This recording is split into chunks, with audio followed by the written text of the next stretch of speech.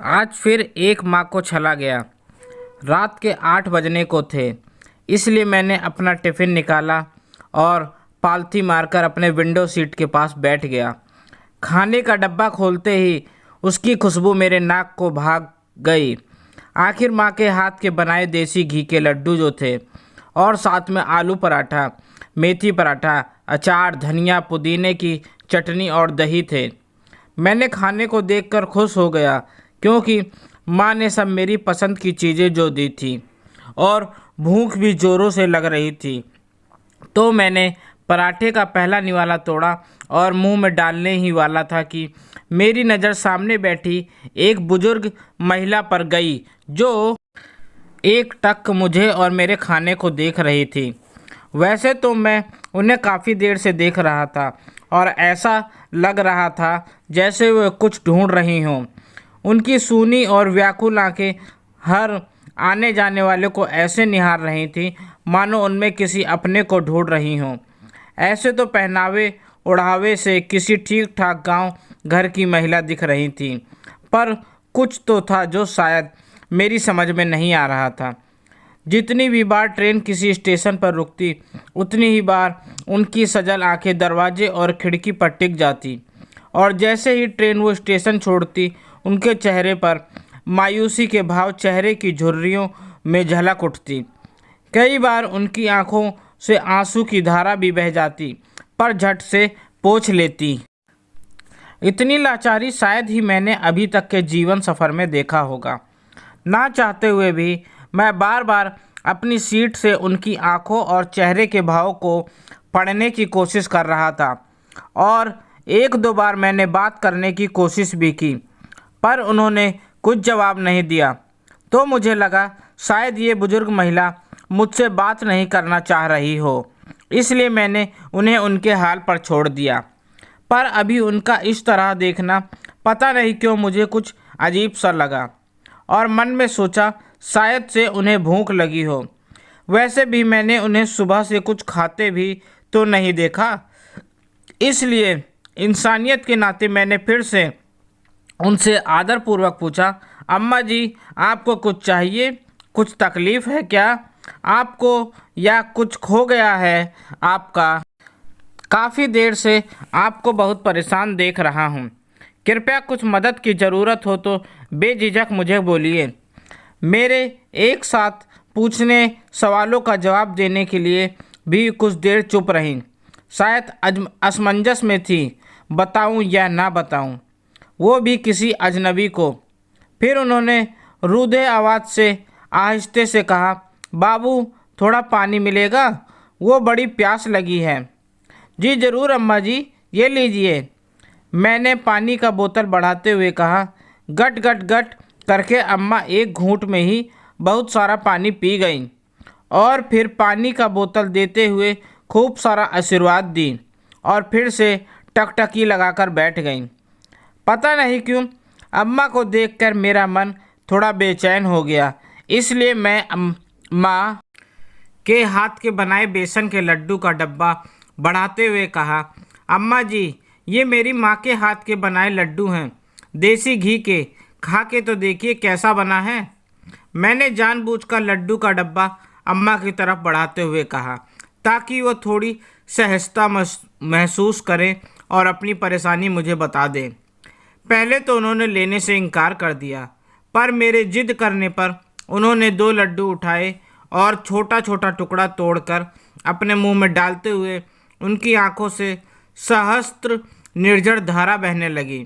शायद उनका सब अब जवाब दे गया था। वो जिसका इंतज़ार इतनी देर से कर रही थी, शायद अब वो कभी आने वाला नहीं था।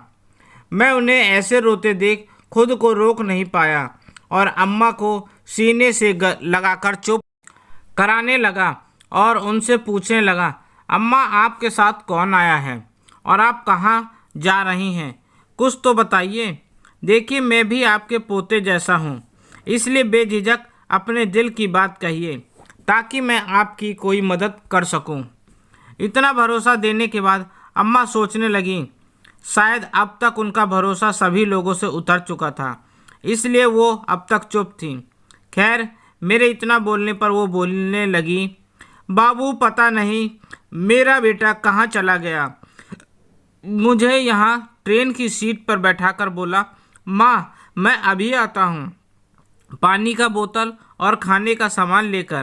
पर अब तो सुबह से रात होने को है, वो अब तक लौट कर नहीं आया। बाबू अब हम कहाँ जाएंगे, हमको कुछ पता नहीं है। बाबू ऐसा कहकर अम्मा के शब्द हलक में ही अटक गए और वो फफक फफक कर रोने लगी। अम्मा को ऐसी फफकते देख मेरे साथ साथ उस बर्थ में बैठे सभी लोगों की आंखें नम हो गईं। बेचारी अम्मा इस आस में अब तक आस देख रही थी कि उसका बेटा आएगा, पर आज फिर एक माँ को छला गया था, उनकी परवरिश को छला गया था। उनकी बेचारगी देखकर मेरी आंखों से भी आंसू की धार निकलने लगे और मन ही मन सोचने लगा, क्या सच में अम्मा का बेटा पानी लाने गया था या अपना पिंड छुड़ाने। खैर मैं पहले खुद को संयम किया, फिर अम्मा से पूछा, अम्मा मुझे आप शुरू से बताइए ताकि मैं आपके बेटे को ढूंढने में आपकी मदद कर सकूं। फिर मैंने कहा, क्या आपके पास कोई मोबाइल फ़ोन है या कोई एड्रेस है? अम्मा का जवाब ना में आया। मैं फिर पूछा, आप कौन से स्टेशन से बैठी थी और आपका बेटा कहाँ रहता है? आपके पास कोई टिकट है? हमें कुछ नहीं पता बाबू, हम इतना पढ़े लिखे नहीं हैं बाबू। अम्मा का जवाब सुनकर मैं थोड़ी देर के लिए बिल्कुल खामोश हो गया और मुझे कुछ कुछ समझ आने लगा, पर मैं भगवान से प्रार्थना कर रहा था कि जैसा मैं सोच रहा हूँ वैसा कुछ भी ना हो, और जैसा अम्मा सोच रही हैं कि उनका बेटा आएगा, ज़रूर ट्रेन छूट गई होगी। मन को सकारात्मकता की तरफ मोड़कर फिर मैंने अम्मा से पूछा, अम्मा आपके पति कहाँ हैं? मेरे ऐसा कहते ही अम्मा भावुक हो गईं। फिर उन्होंने कहा, आज से 10 साल पहले मोहन के बाबूजी का स्वर्गवास हो गया। तब हम बिहार के मधेपुरा में रहते थे। बाबूजी के देहांत के बाद मोहन हमें शहर ले आया, पर मेरी बहू को मेरा रहना धीरे धीरे अखरने लगा। वो आए दिन बेटे से झगड़ा करती रहती थी। उसके झगड़ा करने की वजह से बेटा भी बहू की सुनने लगा।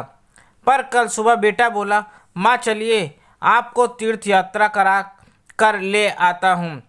हम बहुत खुश हुए कि मेरा बेटा मेरे बारे में भी सोचता है और हमें तीर्थ यात्रा कराएगा।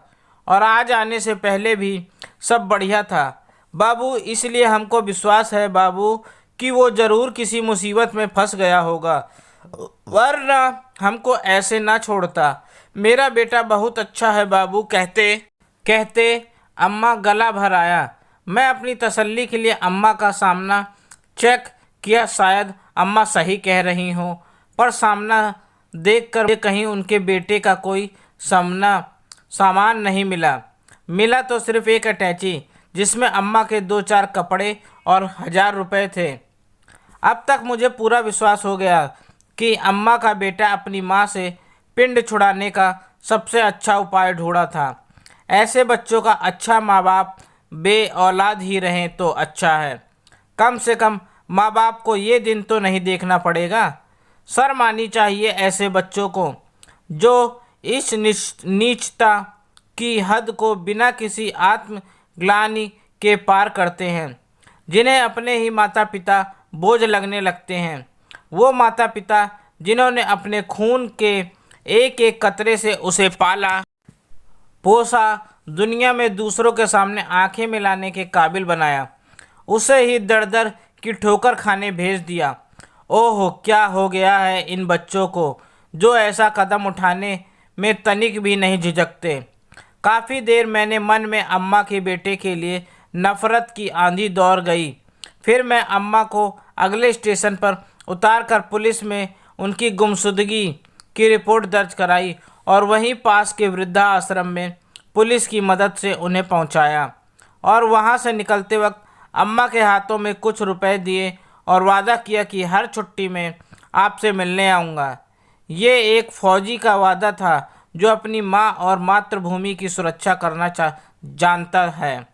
जाते जाते अम्मा ने भी खूब सारा आशीर्वाद दिया और उनके आशीर्वाद के साथ एक सीख भी लेता गया कि कुछ भी हो जाए मैं अपने माता पिता के प्रति हमेशा कृतज्ञ रहूँगा, क्योंकि आज जो कुछ भी हूँ बस उनकी ही देन है, यहाँ तक कि इस जीवन का कर्जदार भी।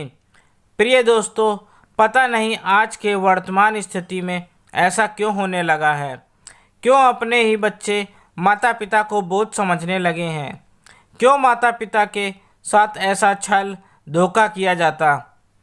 क्या सच में आज के रिश्ते फ़ायदा और नुकसान देखकर तय किए जाते हैं? विचारणीय प्रश्न। नोट: इस कहानी के माध्यम से आप लोगों के समझ सिर्फ अपने विचारों को रख रहा हूँ। ये कहानी पूरी तरह से मेरी लिखी हुई है। आपको मेरी कहानी कैसी लगी ज़रूर बताइएगा, और पसंद आए तो लाइक, कमेंट और शेयर करें। आप मुझे सब्सक्राइब भी करें। आपके कमेंट, आपके सुझाव मेरे लिए बहुत मायने रखते हैं, इसलिए दिल खोलकर सुझाव दें। आपका अपना दोस्त। धन्यवाद।